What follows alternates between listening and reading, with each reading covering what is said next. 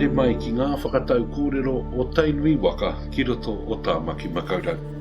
Welcome to this series outlining our whakataukii, or our traditional tribal sayings as they relate to Taamaki Makaurau. Today's whakataukii is Te Karanga a Hape. In our tradition, Hape represents the tohunga on board Tainui, otherwise known as Rakataura. When Hape arrived at Taamaki Makaurau, he climbed a hill overlooking the moana and did the haka to welcome Tainui Waka into the waters of Waitemata.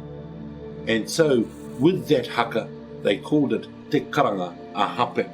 We now know Te Karanga a Hape as Karanga Hape Road, on top of the crest of a hill above Queen Street, one of the main streets of Taamaki Makaurau. Hape was a very knowledgeable person. He was a tohunga in his own right, and he was the son of Whakatau Portiki, who came also on board the Tainui Waka. In a symbol of welcoming the Waka with his haka, that entrenched the mana, I suppose, of Hape or Rakataura well within the areas in which he was well known.